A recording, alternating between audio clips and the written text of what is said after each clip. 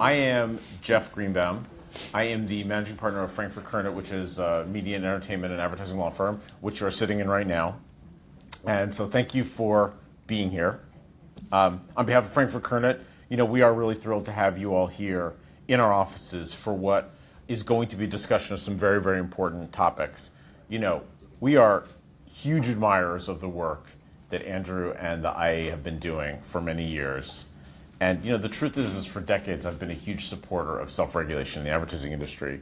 I really believe in the essential role that industry organizations like IAE play in helping to ensure that advertising is not only truthful, but really plays a productive and useful role in society.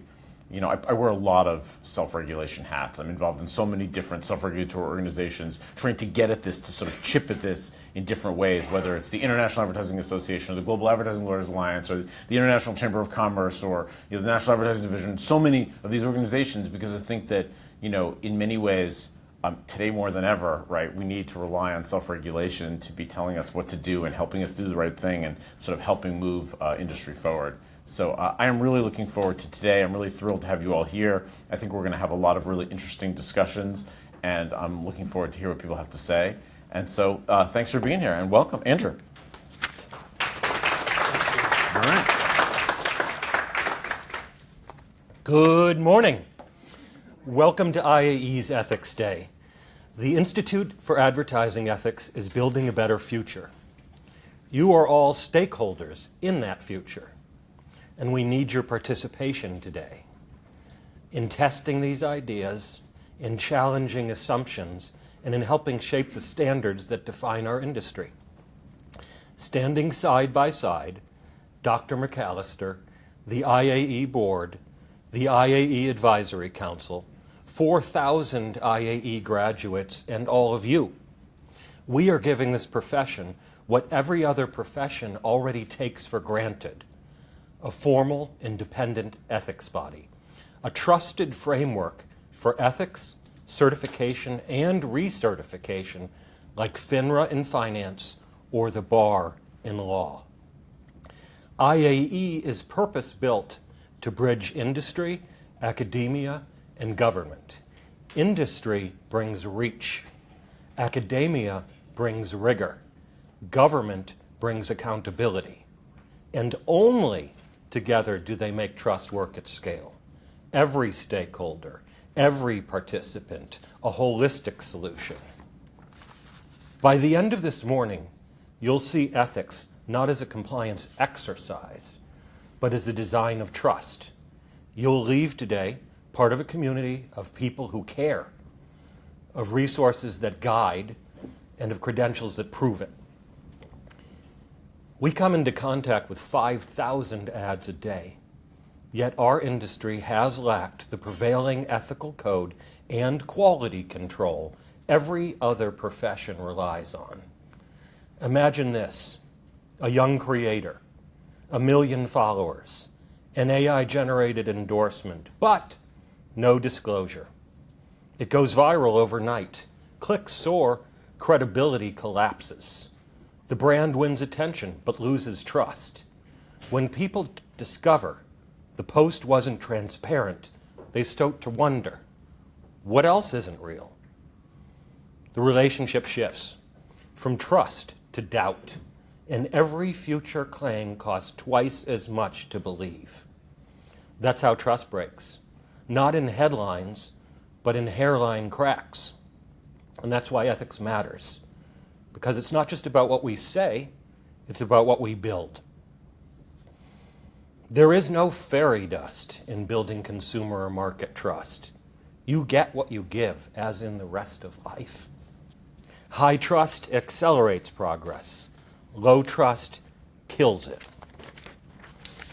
We need to think like civil engineers, builders of bridges trusted by millions. Their bridges stand because of structural integrities. Ours stand because of communications integrities. Fact: ethical companies deliver 18% higher profit margins. Fact: the world's most ethical companies outperform the market by 7.8% just this last year. Fact: for half of Gen Z and millennials, ethics decide where they work. Yeah, ethics isn't optional. It's the entry ticket. Over 4,000 professionals across 200 firms are now certified, including more than half the holding companies, from Procter & Gamble to Omnicom. Our mission is simple. Normalize ethics. Make it easy. Make it accessible. Make it the normal design choice. I am really glad you're here. By being here, you show that you understand what's at stake. You know ethics isn't theory, it's practice. It's the choices and actions that define us, our companies, and our industry. I look forward to meeting you, to hearing your ideas, and to working with you. And I hope you'll treat this not as a fireside chat, but as a family room. Ask questions, poke holes, bring ideas, test our premises. The point of today is not polished speeches, it's doing the work together. Together, we begin that work now. Please join me in welcoming Dr. Mcallister. Welcome to Ethics Day. Thank you very much, and of course, to echo Andrew's sentiment, I'm really glad that you're all here. Jeff is about to talk briefly about a research paper that we published last year, and I'll follow on from him and talk about the results. So Jeff, take it away. Andrew just said that this today is not about polished speeches, and I'm here to prove that. I am a professor at Michigan State University. We have one of the largest advertising programs in the country. Last I heard, it was 1,835 students who are majoring in advertising. I bring that up just to point out the one thing that we all have in common is we've all been students. And most of us college students at one point, right? But what do we really know about what college students know of ethics? The reality is, I can't even tell you beyond the courses I teach what my own students are getting in terms of ethics in other courses. We just don't have the intelligence of what they're getting, but I can guarantee you, because ours is one of the biggest programs, we have the most faculty, we are able to talk about ethical issues where at other universities they may only get 2 or 3 classes that are advertising related. There's not a lot of time to dedicate to ethical topics. So chances are there's very little training in terms of ethics for the people entering the workplace in advertising. We also know very little about what's going on in industry. Certainly, I spoke earlier to a couple of alums from WPP, which is, again, big dog in terms of industry, and certainly they have some training programs, but when you think about most of the advertising done in this country, it's done in small agencies where they don't really have the opportunity to dedicate a lot of time to training.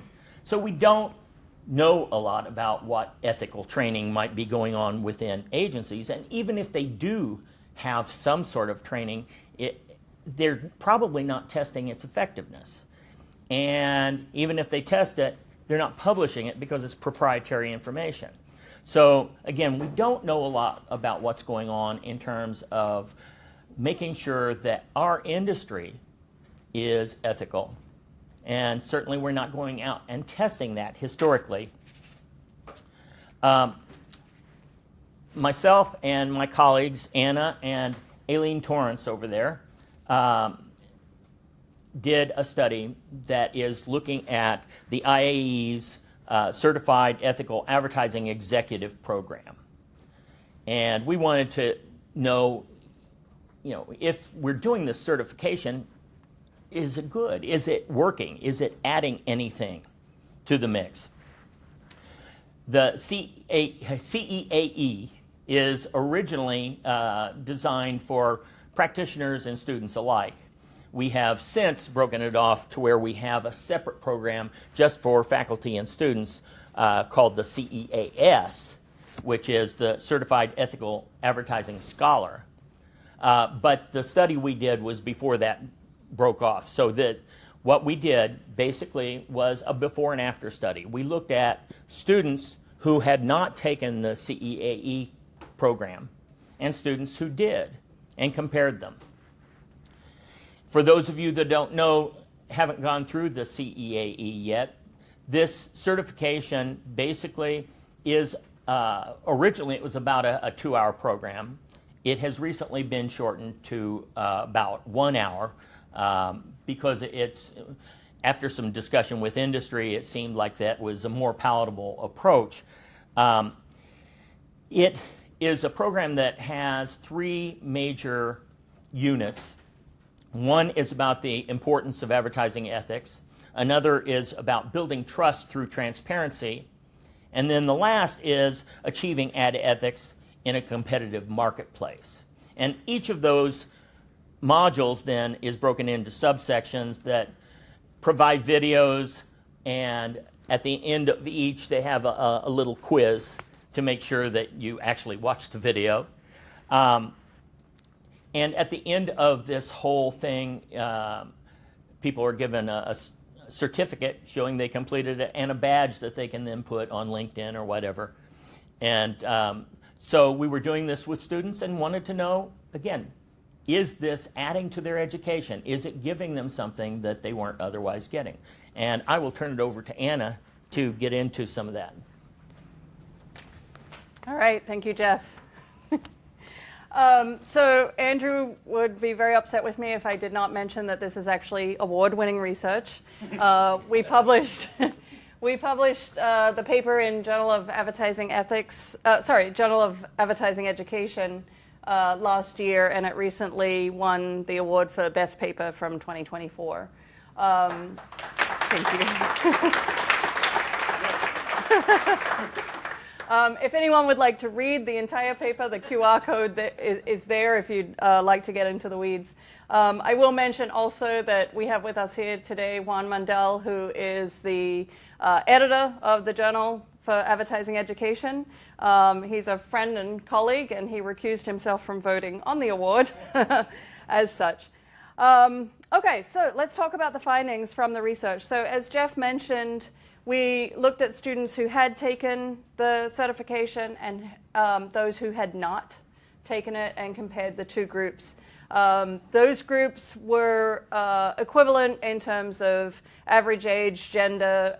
They were taking courses with the same professors at the same institution. The reason I mention this is the only difference between these 2 groups of students was whether or not they had completed the certification. So we used a survey. There were 12 measures that we were looking at, 12 items where students were asked to rate their level of agreement or disagreement with statements around advertising ethics.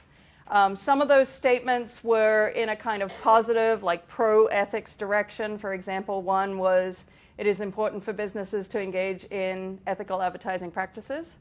But we wanted to ensure that we weren't asking questions that were too leading. We didn't want to bias the results. So we also included what we, as researchers, would call reverse scored items, such as, I would be willing to engage in unethical advertising practices if it meant making more money, and a business that focuses solely on ethics cannot be profitable. So we had questions going in both directions so that they wouldn't be too leading.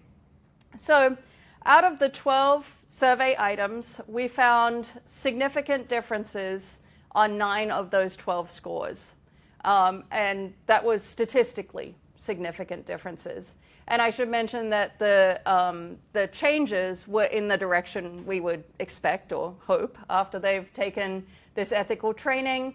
Their attitudes are more positive towards ethics, and those reverse scored items that I mentioned, like I would be willing to engage in unethical advertising practices, that decreased. So movement was in the direction we expected, significantly so, on 9 of the 12 items. I will mention, of the 3 items where we didn't see any shift, one I'm actually really glad that we didn't. That one item was, I am interested to learn more about ethical advertising practices. And so what we saw was very high agreement when they hadn't taken the course, and even after taking the course, there was strong agreement there. Okay, so I'm kind of happy about that. The last thing I'll mention, so that was our study and our research findings, and I'm here to mingle today if anyone would like to talk more about it. I'll also mention just very briefly, I know I've got 1 minute left, Erin Schauster, who is a professor at the University of Colorado, also published a paper last year about CEAE. I don't know Erin, I've never met her, and the reason I mention that is that the fact that someone I've never met, don't know, has no affiliation with IAE is doing research on the CEA training as well says to me that it's gaining traction, it's getting attention. So just very briefly, that professor's research was different. It looked at students' moral reasoning. She found that moral reasoning increased after taking the certification, statistically significant, so as we might expect. She looked at their reactions to the training. Most of the reaction was very positive. Students were saying they enjoyed taking it. It gave them a fresh perspective. There's one quote that I will finish on. When asked if there were any weaknesses of the CEAE training, one student provided this response. The CEAE gave a very non-diverse perspective on business ethics.